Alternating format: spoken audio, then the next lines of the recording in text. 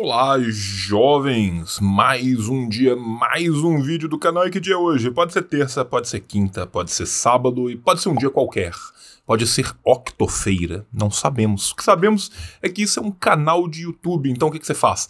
Você liga o sininho e já fica curtindo tudo, já fica preparado para os próximos vídeos. E esse canal é o fruto do trisal proibido. De quem? Eu, João, minhas redes na tela, seu Rafael Corrêa, melhor editor de vídeos do Brasil, redes de Menino Rafa pela tela inteira e Dona Nune, melhor capista, melhor artista gráfica, melhor tudo.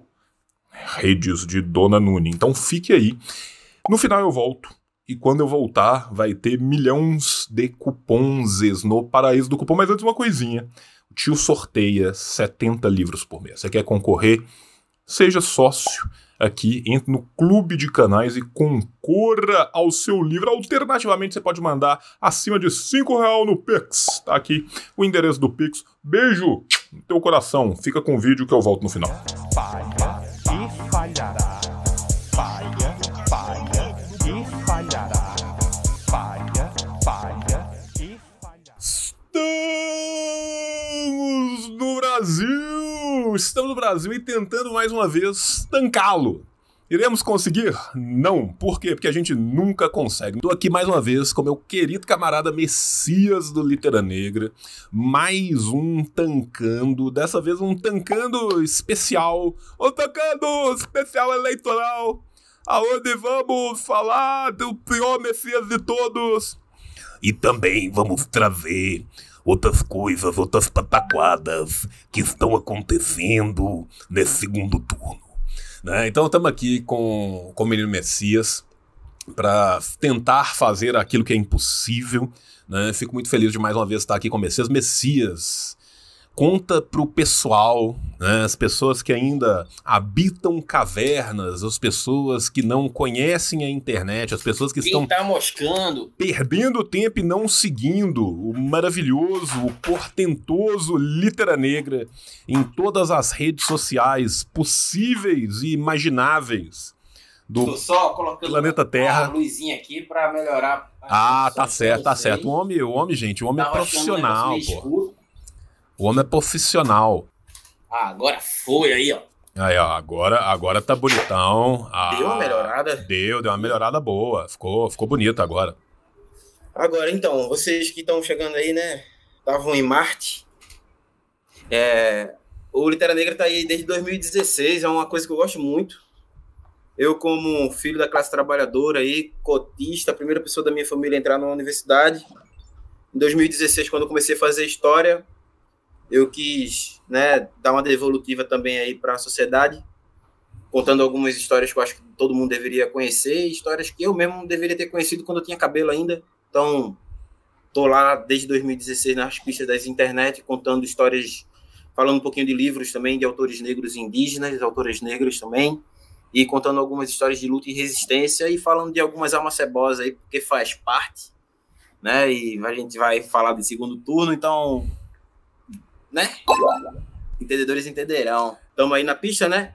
E só um adendo, tem um quadro lá no canal que eu gosto muito também, suspeito à parte, mas é o Litera Negra Convida, onde eu recebo pessoas que eu gosto e admiro para estar conversando sobre literatura e também sobre as formas que ela faz a gente pensar e nos impulsiona também a construir um novo mundo. E desde julho comecei a receber algumas candidaturas negras para a gente estar conversando sobre literatura e também sobre suas respectivas campanhas, né? Tem alguns muito bons, queria deixar a sugestão para vocês, inclusive, vou citar 3 aqui, porque eu gostei de todos particularmente, mas tem a da Beni, né? O rolê de Beni Brioli na literatura, muito bom. O pessoal que chegou depois, assim, Beni Brioli, ela foi a primeira vereadora travesti eleita no Rio de Janeiro em 2020, na sua primeira campanha para vereança. Agora ela tentou o pleito para deputada estadual. Ficou a 300 votos, né, de ser eleita, mas ainda assim ela quintuplicou o número de votos de 2 anos atrás, com a pandemia no meio. Foram 25.120 votos. Faltou um pouquinho, mas eu tenho certeza que essa construção não acabou domingo, muito pelo contrário. Como eu disse também no começo, longe de mim dizer que a luta está só começando. Tem alguns corpos aí que estão lutando desde quando nasceram. Então, é uma continuidade, né? E diz mais respeito a essa construção coletiva que a gente está fazendo aqui e agora do que sobre um suposto destino aí final. Então, vamos viver o momento que a gente tem para viver aqui, construindo amanhã, sabendo que só vai ser amanhã, dependendo da construção que a gente faz hoje. E aí, além do rolê da Beni Brioli, deixa a sugestão do rolê de Carol D'Artora na literatura. Eleita a primeira deputada federal negra do Paraná em 2022. Tem uma conversa lá com ela também na semana passada que a gente gravou. Tá tanto no Instagram do Litera Negra quanto no canal aqui no YouTube também. Pedi para vocês que chegaram agora dar essa moral, se possível. Se a internet já estiver paga, se me achar simpático, dá um joinha lá.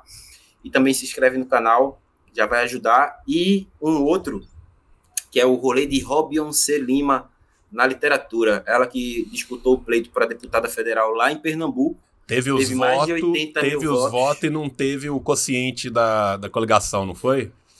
Teve gente com bem menos votos que ela que acabou entrando. Ela teve mais de 80 mil votos e ficou como suplente, né? Mas a luta não para, ela só cresce. Saudação aí para Robionce, saudação para Beni, para Carol também. E vamos seguir, João. É isso, vamos que vamos. E você, jovem, que tá vendo aí agora no canal, né? Se você quiser seguir o Messias, se você quiser apoiar o Messias, ajudar o Messias a manter esse trabalho vivo, trabalho que o Messias vem fazendo de cabo a rabo, com muitíssimo pouca ajuda externa, né? Você pode entrar lá no Apoia-se do Litera Negra e ajudar o Messias a manter esse trabalho dele. Então siga ele no Instagram, siga ele no YouTube, veja aqui nossos programinha e siga ele lá também no Apoia-se, deixe lá sua contribuição. Hoje, jovens, nós vamos fazer um rolê aqui. Não suporto mais. Fora do Brasil, irmão. Eleitoral. Nós vamos falar aqui de vários assuntos que tangenciam o momento que nós estamos vivendo, né, fazendo esse tancando com um pouco mais voltado, né, para as coisas que nós estamos discutindo agora, né. Separamos várias notícias aqui. Dona Preta já está revoltada com o sigilo de 100 anos, né? Sigilo de 100 anos, nossa primeira notícia, de prisão de Ronaldinho Gaúcho, a visitas a Michele, saiba sobre o que o governo impôs segredo. Isso aqui a cachorra fica louca, né? Na hora que eu faço isso, a cachorra fica louca. Peço desculpas a todos que estão ouvindo pelo meu próprio erro aqui. O erro aqui foi meu, tá? Ao longo do mandato de Jair Bolsonaro, uma série de sigilos de 100 anos foi imposta para impedir o acesso a informações consideradas sensíveis pelo governo. O que ele está fazendo, gente? Ele está usando uma lei de acesso à informação para usar essa lei da forma mais brutalmente ilegal possível, tá? Para esconder as coisas que ele não quer que todos nós sabemos. Por quê? Porque é roubalheira para um caralho, tá? O governo alega que há informações pessoais nos documentos, né? Mas a gente sabe, pelo levantamento já feito de 2019 a 2022 pelo Estado de São Paulo, que tem pelo menos 65 casos que tiveram pedidos de acesso via lei de acesso à informação por órgãos de imprensa e que eles falaram não podemos estar com um sigilo gigantesco. Dentre eles, nós temos a prisão de Ronaldinho Gaúcho. É tanta maldade junta, mas isso tem que acabar. No Paraguai, esse devia ser o nosso momento final, né? O momento Sônia Abrão. Momento Sônia Abrão, né? Mas não só isso, né? Dados sobre quem visitou a primeira-dama Michele Bolsonaro, Michele Bolsonaro, no Palácio da Alvorada, foram colocados sobre sigilo, né? A prisão do médico Victor Sorrentino por assédio quando ele foi detido no Egito, foi colocado em sigilo. A carteira de vacinação, né, que todo mundo sabe que esse corno negou na vacina para todo mundo, deixou os planos de saúde entupir o rabo de dinheiro. Mandetta, antes de virar o cara que a esquerda liberalzinha acha que tem bom senso, tava lá para desmontar a porra do SUS inteiro, né? Mais de 600 mil, quase 700 mil mortos, e a gente tem certeza que na primeira vacina que chegou no Brasil, esse cara foi vacinado antes da vacina sair de dentro do avião, né? Não só isso também, seu filho, vereador federal, Carlos Bolsonaro, bem como Eduardinho, né, um gigante em sua pequenez, também tem os seus acessos, né, e as informações dos seus crachás de acesso ao Palácio do Planalto, né, em sigilo. Né. Também o processo sofrido por Pazuello, né, pela participação dele em ato político ao lado de Bolsonaro. Pazuello, que foi o pior ministro de saúde de qualquer lugar em qualquer tempo, né, eleito deputado pelo Rio de Janeiro. E depois é o Nordeste que não sabe votar. Não, mas isso aqui, Messias, é uma falta da galera conhecer geopolítica, sabe? E geografia. Porque a pessoa acha, e assim, os caras acham que a gente ainda tá sob a égide do Tratado de Tordesilhas. Sabe, assim, os caras acham que é uma macro-região inteira, né? O que eu ouvi da galera falando bosta, por exemplo, do Amazonas, né? Fala bosta do Amazonas como um todo, e você vê a votação que a gente teve nos nossos povos originários, a Witoto quase pegou a cadeira lá no Amazonas, né? O pessoal vira e fala assim, porra, no Sul só tem nazi. Não tem só nazi, não. Tem nazi para um caralho, né? Santa Catarina tá aí para que a gente não minta sozinho. Mas você pega o sul do Rio Grande do Sul, por exemplo, foi varrido de vermelho. Você pega as bancadas negras que foram eleitas ali, porra, o Paraná mandou a bosta do Moro? Mandou. Mandou o Dallagnol junto? Mandou. Mas, né, também existe algum tipo de resistência acontecendo ali, então a gente tem que fazer as análises um pouco mais ponderadas, né, porque quem fala demais dá bom dia a cavalo, né? Então os documentos da Covaxin, enfim, são diversos os sigilos que foram colocados, né? Por quê? Porque quem deve teme, né? No caso aqui do Bolsonaro, quem deve temer pra caralho, né? Quem deve temer, né?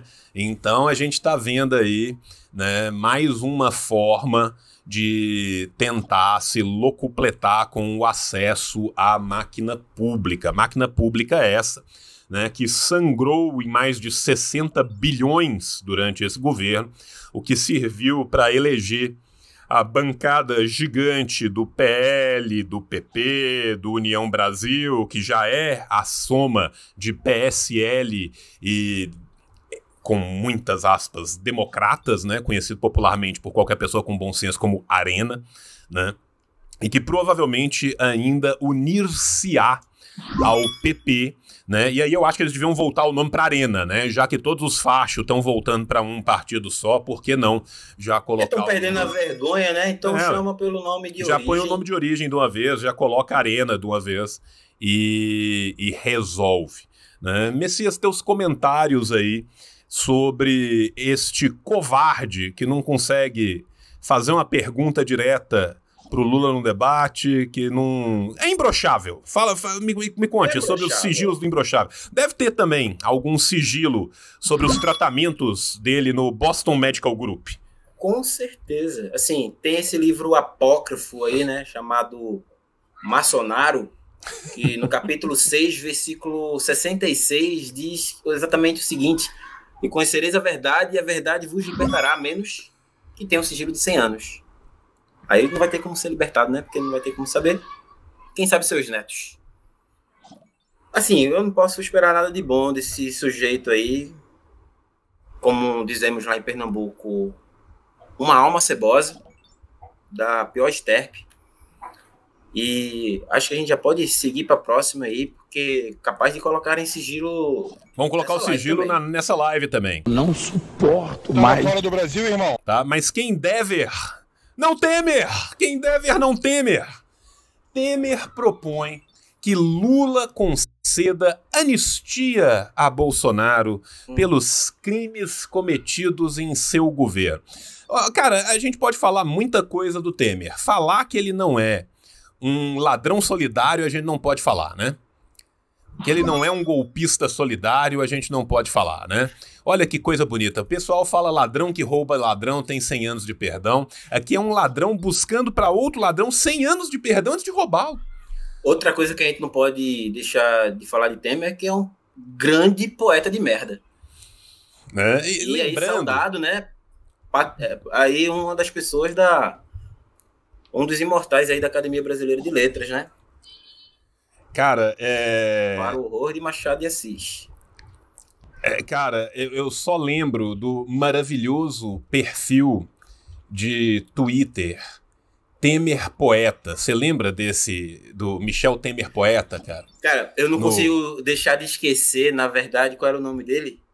Marcelinho, Contos Eróticos, lendo Carta do Temer. Cara. Cara, eu vou me permitir citar aquilo que pra mim é um dos maiores poemas já escritos na língua portuguesa. Quem é Camões na fila do pão, perto de Temer Poeta? Até retuitei, quem quiser ver no Twitter pode procurar lá, e eu cito: minha terra tem calheiros, onde cantam os jucás. Das aves que aqui gorjeiam, a mais linda é Satanás. Cara, olha isso, cara. O perfil Temer Poeta, cara, é maravilhoso, cara. Maravilhoso. E a gente vê essa reportagem, né, onde o Michel Temer, que não cansa de interceder pelo incapaz Bolsonaro, né? Inclusive, assim, quando a gente for curatelar o Bolsonaro, pode entregar a curatela pro Michel Temer, que ele vem tentando ajudar muito o Bolsonaro ao longo desses últimos anos, né? Ele já foi lá na equipe dos panos quentes com o Xandão. Todo mundo se lembra da reunião, né, que o Temer pegou... Não só...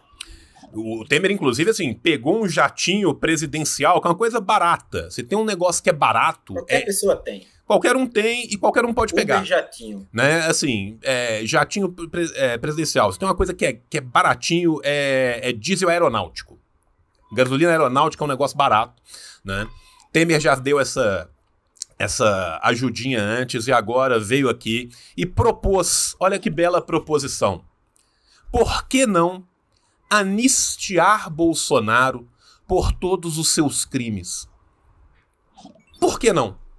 Você consegue me dar alguns bons motivos? Você consegue me dar quase 700 mil motivos de por que não se deve anistiar Bolsonaro pelos seus crimes? Menino Messias. Olha, não tenho não. Assim, eu só não ouso perguntar para o Michel, porque é capaz dele responder com uma carta. Então... E nós sabemos que verba volant, né?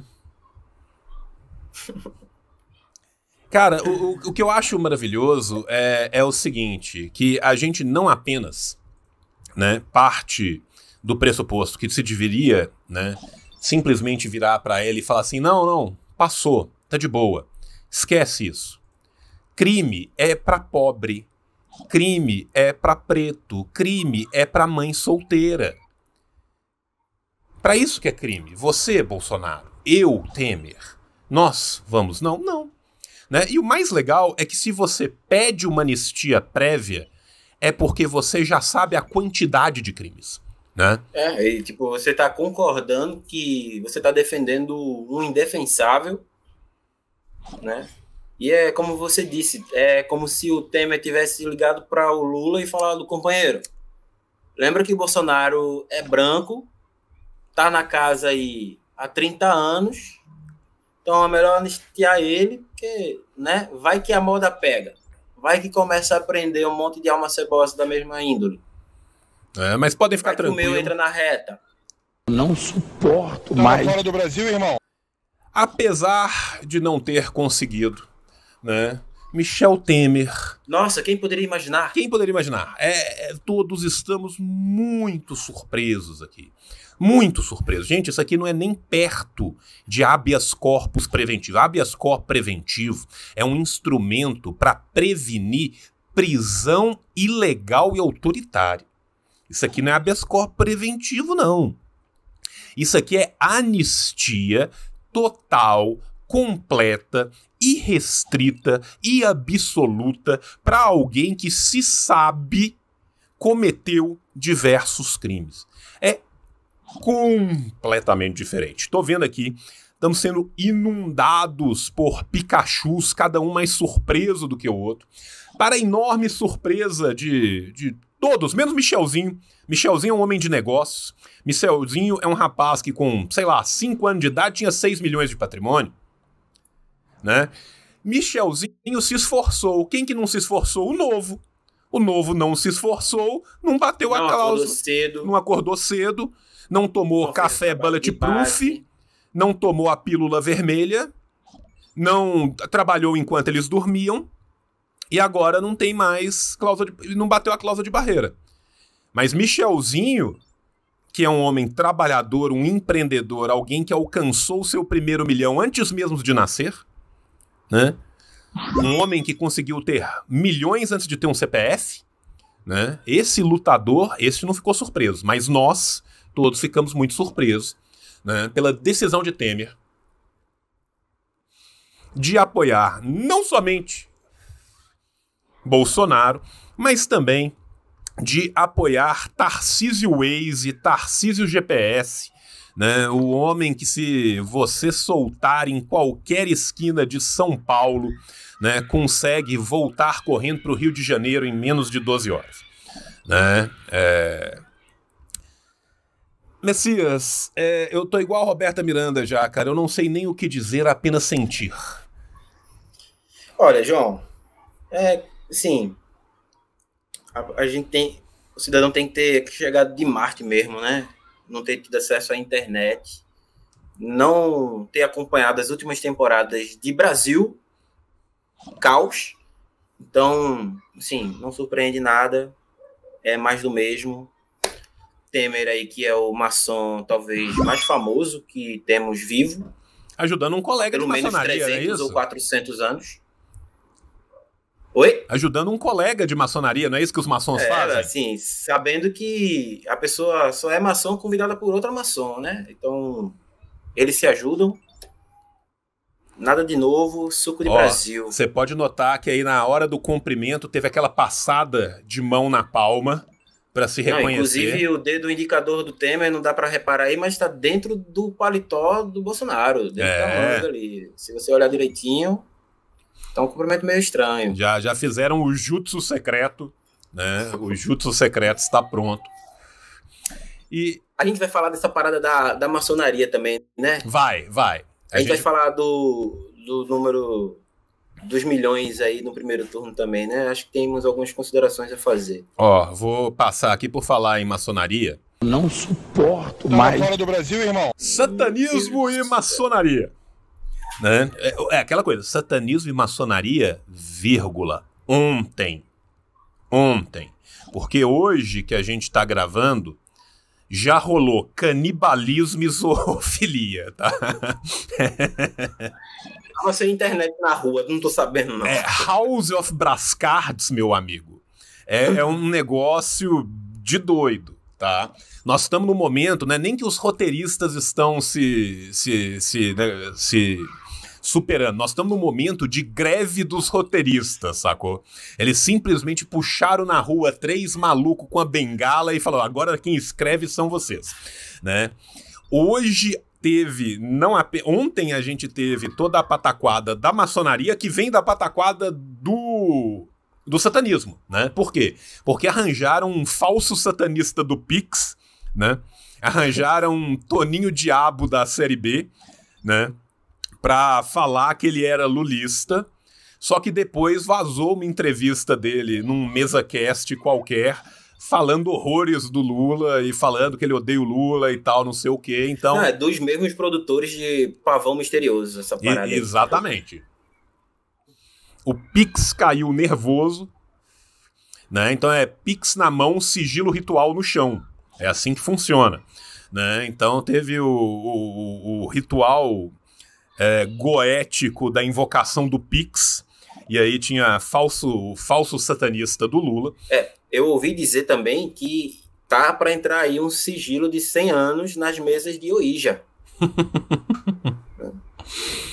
Né? E aí, logo na sequência, teve a pataquada do Janones na frente do Templo de Salomão, falando das ligações de Bolsonaro Janonando. com a maçonaria. Cara, o partido do Janones é o partido mais histriônico do planeta, né? Que são os ex-bolsonaristas e bolsonaristas contra e a favor do bolsonarismo pela legalização do loló. Esse é o estatuto do partido, né? É o janonismo cultural, né? Que a gente tá vivendo agora, né? Então, né, os fascistas antifascistas pela legalização do loló soltaram esse vídeo, né, tresloucadíssimo, e agora, desde ontem até hoje, a conversa, né, vinha sendo sobre a maçonaria, mas hoje eles resgataram uma entrevista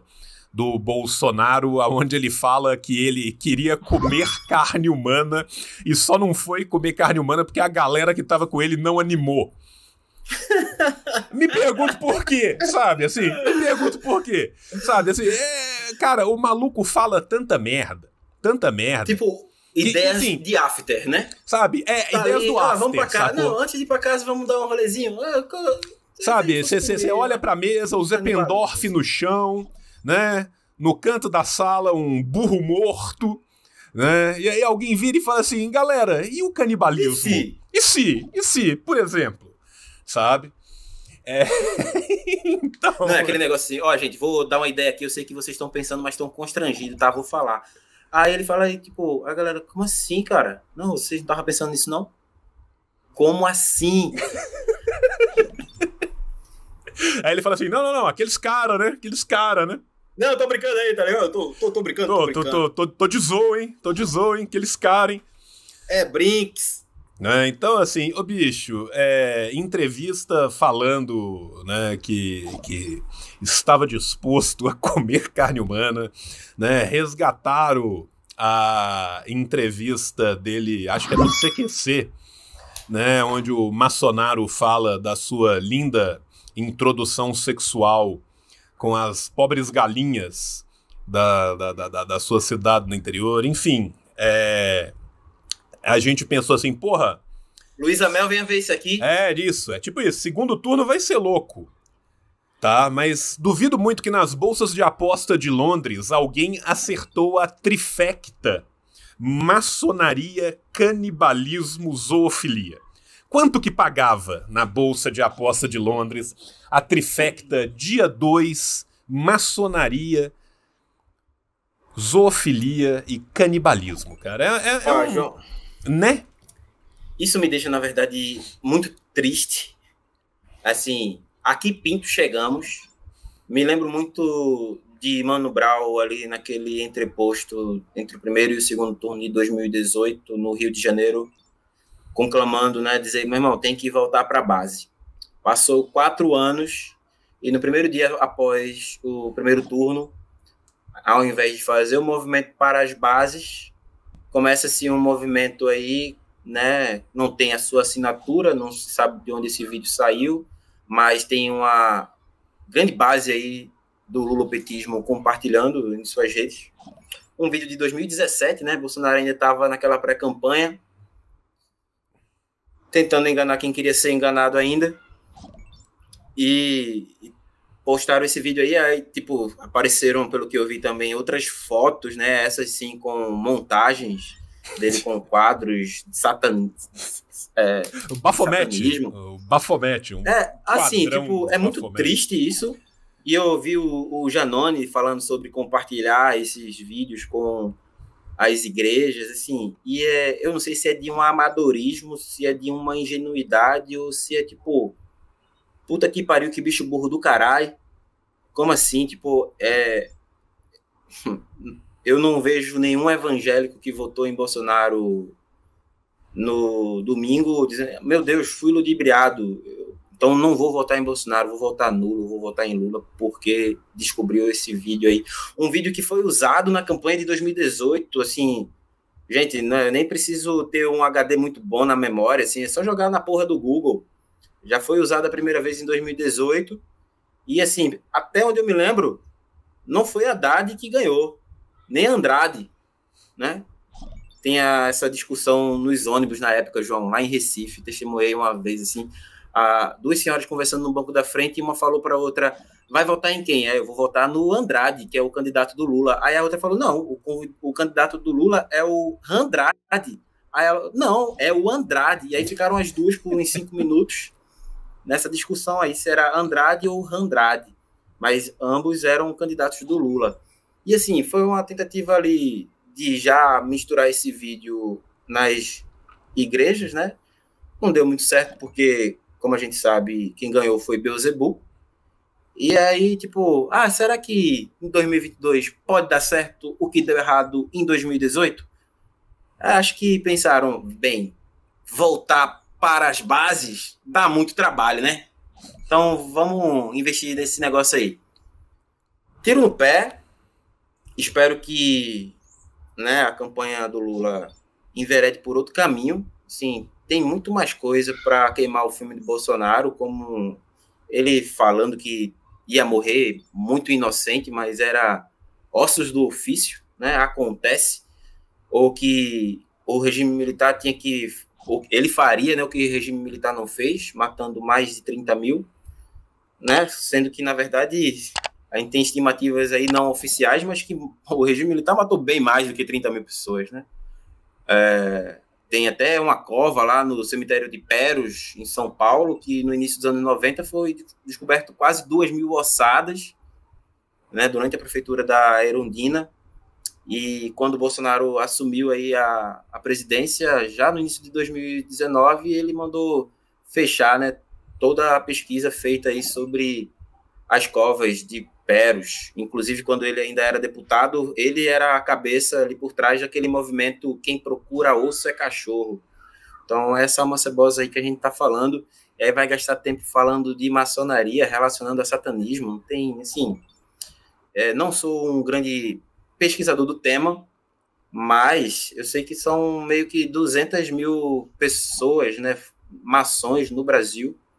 Acho que tem gente séria, tem gente cebosa, como tem nas religiões evangélicas também, como tem em qualquer bar de esquina, assim, né? Então, acho que muita hora nessa calma aí, e se fosse para fazer alguma coisa, acho que Mano Brown já deu a visão pra gente, é voltar para a base.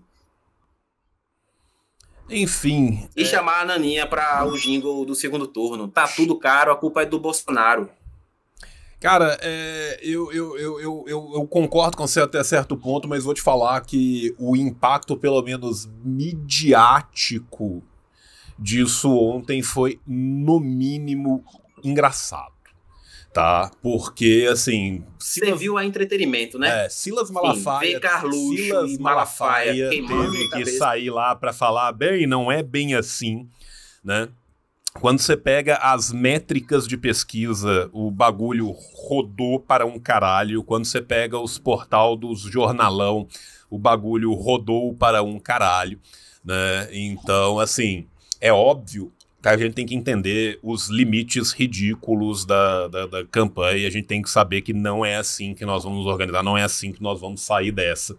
Mas vou te falar que, pelo menos como momento de entretenimento do rolê do Brasil ontem, cara, vou te falar que o Kisuko ferveu de uma forma muito sui generis, cara.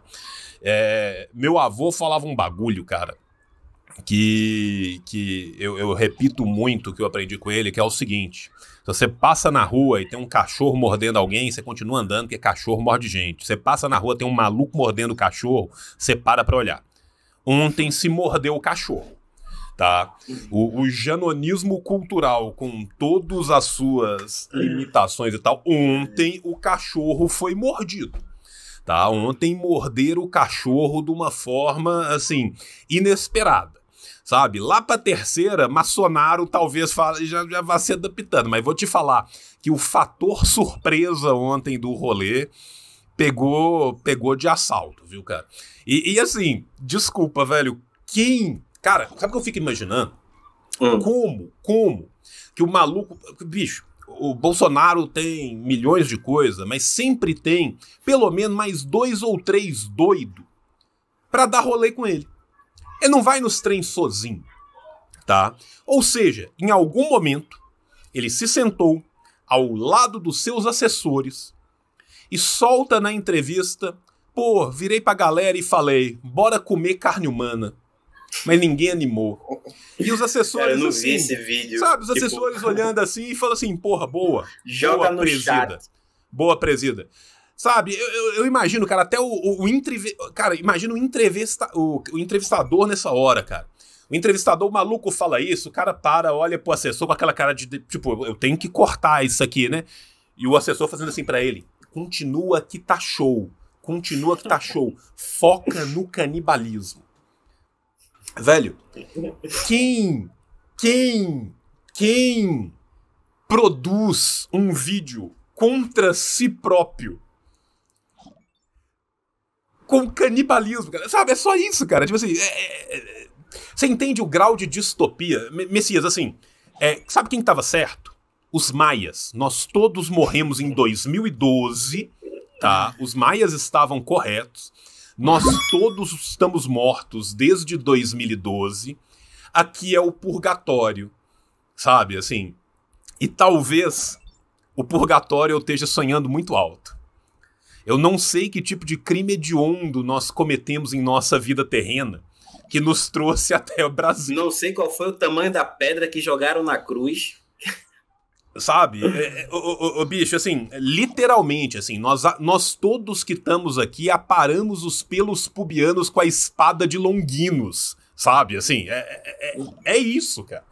Não tem outra justificativa, cara. É castigo cósmico, sim. Sabe, assim, nesse momento abandonaremos o materialismo e abraçaremos a metafísica. Isso aqui é castigo cósmico, cara. Isso aqui é o final de Lost. Tá? Em algum momento todo mundo vai entrar na igreja, virar a luzinha, vai acabar e todo mundo que tá vindo vai ficar puto. Sabe? É isso. E, enfim, né? Eu acho que eu só tinha preparado essas notícias aqui, mas você falou que você queria falar sobre os números da eleição. Você quer falar dos números das eleições? Eu queria perguntar primeiro para você, né? Suas considerações, na verdade. Não suporto mais. Fora do Brasil, irmão. Se você foi pego de surpresa de alguma forma, se você estava esperando que Lula ganhasse no primeiro turno e já assumisse na segunda-feira pela manhã, o que você achou aí das paradas? Cara, é aquela coisa, né? Nós todos do nosso campo, a gente tá falando, basicamente desde 2018, quando foi eleito o Congresso mais conservador de todos os tempos, né? Que era o Congresso de 2018, que aquele não seria o Congresso mais conservador de todos os tempos. Aquele seria o Congresso mais progressista até o próximo, né? Então, assim, quando a gente analisa o desenvolver histórico da festa da democracia na redemocratização, com várias aspas, do Brasil, é a primeira vez que alguém é tão brutalmente incompetente que mesmo com a máquina pública não passa em primeiro lugar para o segundo turno. Para usar uma frase que nosso querido Lulão gosta muito, nunca dantes nesse país. Nunca dantes nesse país. Né? Então, assim, nunca dantes nesse país alguém que estava no poder, que tem o usufruto da máquina eleitoral, que tem o usufruto da máquina estatal, tinha passado em segundo lugar. Passou. A eleição, como se deu, das bases conservadoras é um fruto direto do orçamento secreto. Gente, orçamento secreto é 634 vezes maior do que foi o mensalão. Tá? 634 vezes maior do que foi o mensalão. E vem acontecendo ao longo de 3 anos. Né? O orçamento secreto nasce na LOA de 2019 e já passa a estar ativo, as emendas de redator geral, a partir do orçamento de 2020. Então a gente teve 2020, 2021 e 2022. Quando você pega uma tabela de quais foram as maiores bancadas e você compara com quem recebeu os maiores valores do orçamento secreto, tirando a bancada do PT, na coligação partidária do PT com o PV e do PCdoB, que tem uma base ideológica nessa votação, todos os outros que estão ali em primeiro, PL, União Brasil, PP, Republicanos, essas bosta todas, todos eles são, na ordem, os partidos que mais receberam emendas que vieram do orçamento secreto. Ou seja, a máquina foi usada para aquilo que a máquina foi feita, gente. E isso não é uma excrescência. Olha que coisa absurda.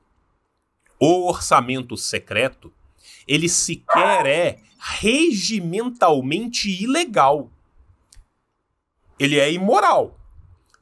Se a Constituição valesse qualquer coisa para além de enrolar as folhas do Blunt, né?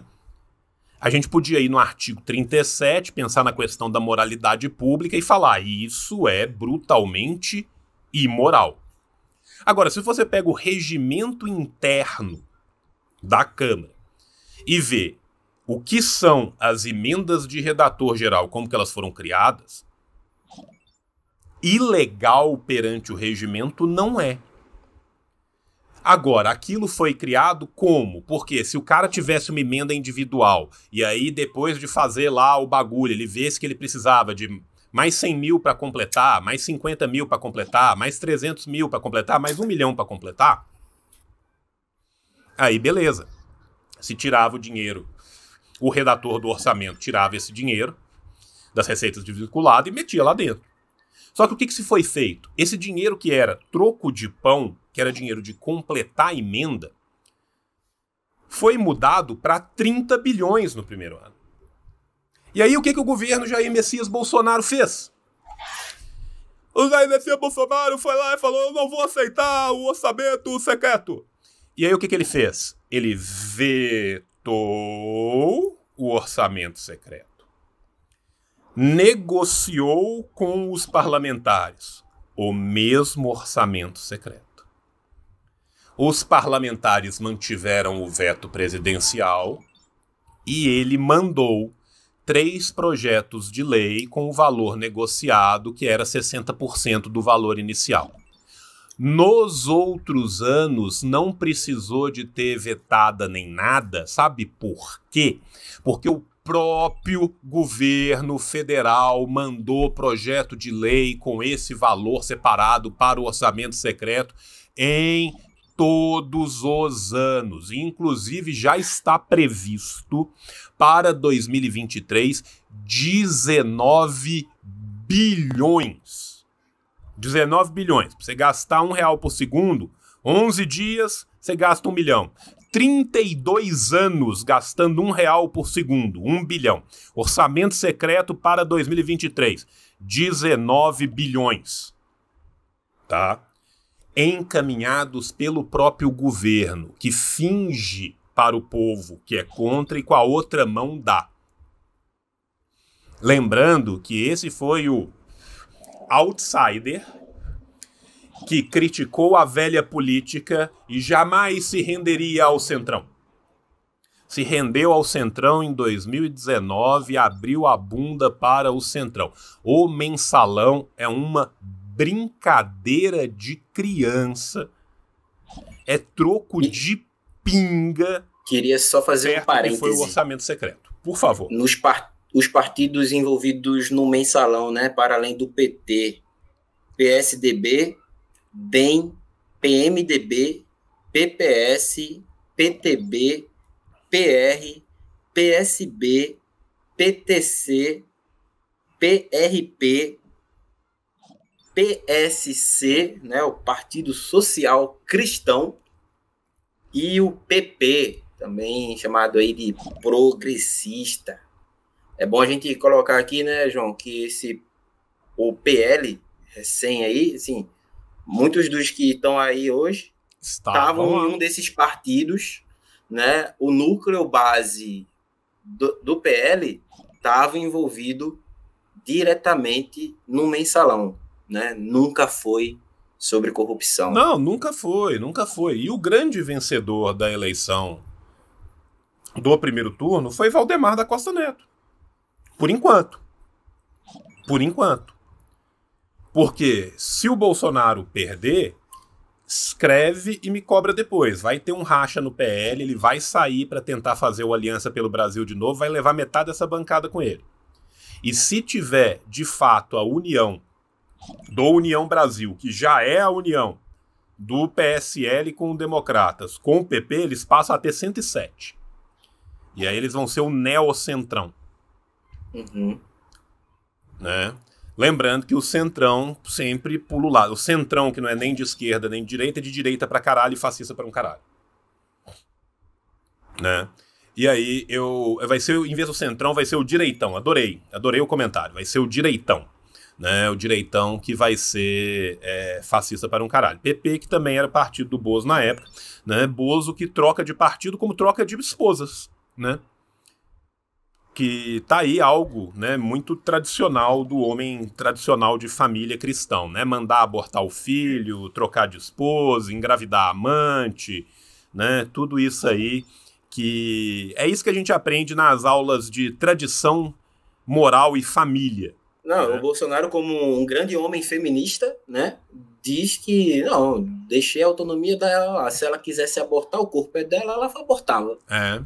E aí nasceu o Renan. É isso que a gente aprende na catequese, né, Messias?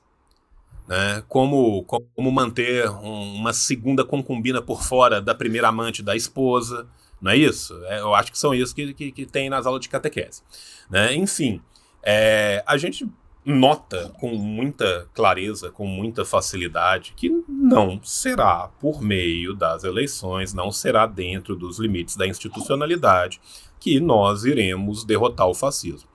Indelevelmente também, a gente sabe muito bem que uma vitória do Bolsonaro agora vem a um custo altíssimo em vidas humanas. E quais vidas são essas? As nossas. As nossas. Tá? Então, esta é a situação que temos para o momento. É o que tem para hoje. Né? Mas nunca perdendo de vista o nosso horizonte revolucionário, nunca perdendo de vista as nossas pautas, que são as pautas máximas, nunca perdendo de vista, né, a organização das massas trabalhadoras. Assim, eu queria fazer alguns apontamentos sobre domingo, propriamente. Por favor, faça. Né? Não que alguém tenha perguntado, né, mas eu vi, assim, domingo também estava ali na casa da sogra, acompanhando lá a apuração, e estava com aquele sentimento, né, contagiado de que acabaria, de fato, no primeiro turno, né? Muitas pessoas apontando aí para o erro das pesquisas, mas eu lembro ali que o próprio Datafolha tinha colocado que seria mais de erro de 2 para mais ou 2 para menos. E tinha botado acabou 50, né? Foi 2 para menos. Acabou sendo 2 para menos justamente, né, os antilulistas da vez, que votariam no Ciro e na Tebet, vendo a possibilidade dele ganhar já no primeiro turno, direcionaram o voto para Bolsonaro. Né?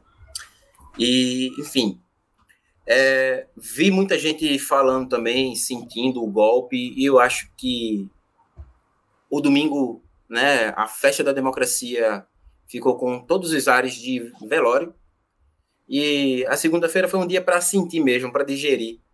Mas terça-feira já é dia da gente limpar a poeira dos joelhos e seguir na caminhada, seguir na luta, entendendo que ela não para, ela só cresce, e como você bem observou, não é dentro dos limites de uma democracia burguesa, né, que nunca chegou na periferia, que a gente vai conseguir uma mudança substancial na nossa realidade e expectativa de vida também. Ouvi muita gente falando, né, sobre a indignação ou surpresa, tudo isso misturado aí sobre, né, quase 700 mil vidas não foram suficientes para que 51 milhões de pessoas votassem no Bolsonaro.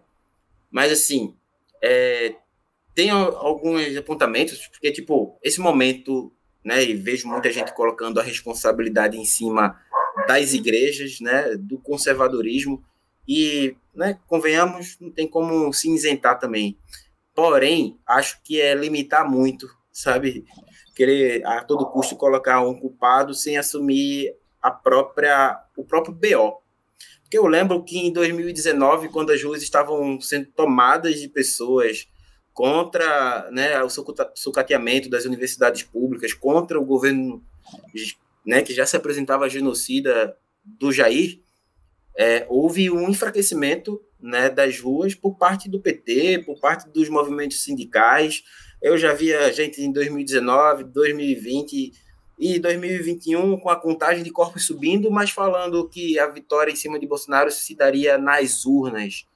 E aí o custo que a gente tem são quase 700 mil pessoas aí vitimadas, como o Diego, um dos meus irmãos que morreu de coronavírus, porque ainda não tinha tomado vacina, deixou aí 3 crianças pequenas, ele que tinha 35 anos e histórico de atleta, né? A gente cresceu jogando bola, andando de bicicleta, correndo atrás de pipa, subindo em pé de manga.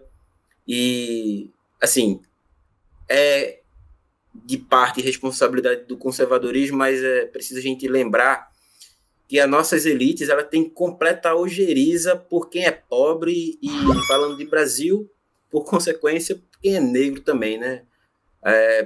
A gente precisa lembrar como, assim, a resposta que as elites deram ali em 1888, né, com a última lei do Império, que era a Lei Áurea, que assim, só liberou 10% da população negra que ainda era escravizada, né?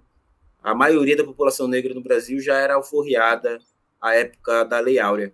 Mas a resposta das elites, principalmente as grandes oligarquias de Minas, do Rio e de São Paulo, que ainda faziam usufruto da escravidão de forma legalizada, foi um ano depois o golpe na monarquia e a proclamação da República. A gente observa mais uma vez essas elites indo contra as massas ali em 64, quando a gente estava, né, num avanço substancial de direitos trabalhistas, estava até se falando em reforma agrária para os trabalhadores do campo, e aí foram lá, apoiados pelos Estados Unidos, deram mais um golpe, mais retirada de direito, e a gente presenciou, na verdade, o que aconteceu domingo é uma continuidade do golpe de 2016, né, como você falou, o Congresso de 2018 era o mais conservador até agora, né, o mais progressista, né, até agora, como também o de 2014 foi o mais progressista até o de 2018. E o de 2014 já tinha sido o mais conservador desde a ditadura empresarial militar.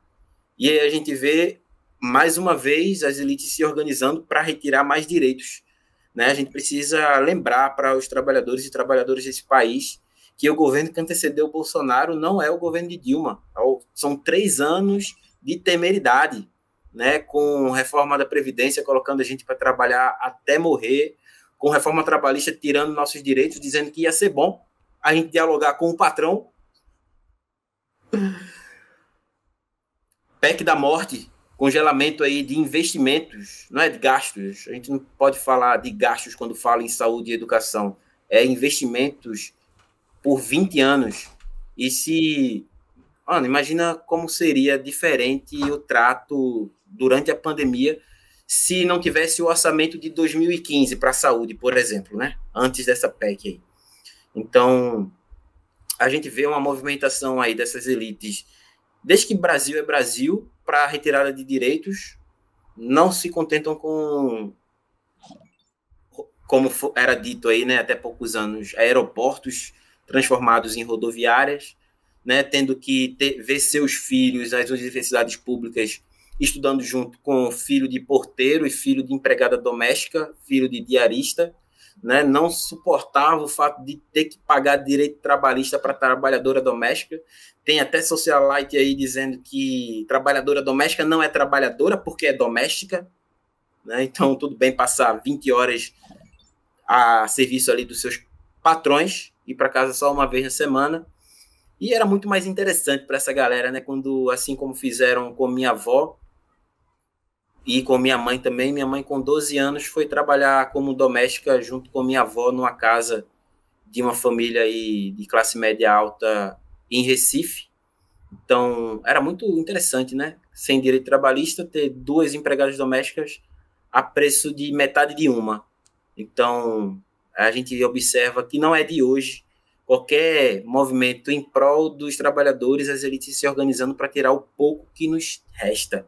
Então, o que cabe a gente é tão somente incorporar o espírito de Gil do Vigor e todo mundo entrar em uma indignação coletiva, sabe? Trabalhadores e trabalhadoras do mundo, povos explorados da terra, assim como foi proclamado ali pelo Congresso de Baku dos Povos do Oriente, ainda em 1920, a gente tem que se organizar e tem que se revoltar de forma coletiva. E como você falou, nossa saída não está numa eleição burguesa, mas a gente está no trabalho de base, na organização do proletariado, porque só a partir daí a gente vai conseguir uma vitória nesse cotidiano fudido, porque esse negócio aí de dia de luta, atrás de dia de luta, não tá dando muito certo, não. E minha saudação aqui para todo o Nordeste, espero que as dores nas costas sejam melhoradas nos próximos dias, que todo mundo aí tenha direito a um shiatsu bem feito, porque não é fácil, e vamos se beber água aí, vamos se cuidar, vamos dar aquela caminhada ali quem puder, porque no final do mês tem mais. Sim, minha solidariedade a todo o povo nordestino, né? Assim, vi muita gente falando sobre Cuba do Brasil, o que é interessante, assim, porque no Nordeste ainda há crianças na rua, enquanto em Cuba, não. E é interessante, né, João, assim, falando dos 700 mil mortes e da adesão das igrejas a Bolsonaro, apesar disso, me lembro de um discurso de um pastor, assim, fazem vários anos, não me lembro o nome dele, me perdoe, se alguém souber aí pode colocar, mas um pastor estadunidense, numa igreja, no culto de domingo, ele disse que na última noite, meus irmãos, somente, né, a gente teve 40 mil crianças morrendo de fome. E ninguém aqui, inclusive eu, fizemos porra nenhuma sobre isso. E sabe o que é pior? Tô vendo a cara de vocês aqui, ó. Vocês estão tudo mais chocados com o fato de eu ter falado um palavrão em cima do púlpito, com o fato de eu ter dito que 40 mil crianças morreram de fome na última noite. Então, fica aí a nossa reflexão. Não suporto mais. Fora do Brasil, irmão. É isso, jovens. E com essa fala candente de Messias, nós, mais uma vez, falhamos miseravelmente em tancar o intancável. Tá? Brigadíssimo. Não é? É como se o Brasil não tivesse sido construído em um monte de corpo indígena e depois negro, né? Assim, a gente tem uma história de brutalidade muito, assim, enraigada na gente, as histórias dos linchamentos. João vai poder dizer muito melhor do que eu, aí do seu lado, João, Barbacena, né, com o Holocausto brasileiro, mais de 60 mil mortes. E uma coisa muito interessante. Eu inclusive, tenho gente da minha família que morreu lá, tá? Mesmo? Eu tenho uma tia que morreu em Barbacena. Assim, tem uma parte que a Daniela Arbex... Morreu não, né? Foi morta, né? Mas assim... E a Daniela Arbex traz um destaque no livro que seria impossível, né, as pessoas ali de Barbacena não escutarem os gritos que vinham de dentro do hospício. Né? Mais de 60 mil mortes. E só que a população escolhia aumentar o som do rádio, fazer outra coisa para ocupar os ouvidos e o pensamento. Acho que a história de brutalidade não se encerrou em Barbacena, como também não tinha se encerrado no Rio Grande do Sul com os lanceiros negros, mais de 800 mil pessoas, 800, né, escravizados que estavam trabalhando ali com a promessa de serem libertos, alforriados ao final da guerra, sendo assassinados pelo exército do Império. E não acabou domingo, como a luta também não acabou. Ela não para, ela só cresce. Vamos aí se armar, né? Enquanto a gente não pode armar, enquanto eu não posso armar cada trabalhadora doméstica com um fuzil, a gente vai aí armando ela com histórias de luta, de resistência, de outras mulheres, como Benedita da Silva, que foi eleita domingo, primeira trabalhadora doméstica eleita nesse país, né? Assim, e única representante, né, do governo do estado no Rio de Janeiro que não foi presa. Inclusive, Cláudio Castro preso amanhã. É só uma questão de quando, não é uma questão de si.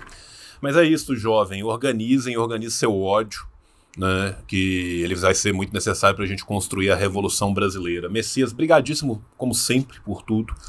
Quem quiser apoiar o Messias, vai lá no Essa moral. apoia.se/literanegra.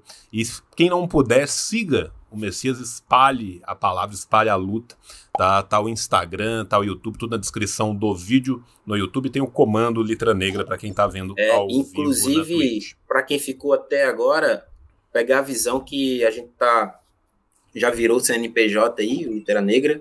Já estamos dando os passos aí para a editora.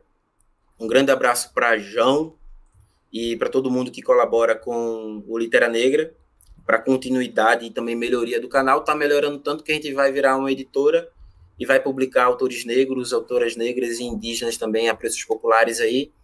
Fiquem atentos que vem coisa boa aí. É isso então, jovens. Spoiler. Beijo no coração de vocês. Até a semana que vem, quando voltaremos com mais um Tancando É nóis. o Brasil. Tchau, tchau! Tchau, tchau!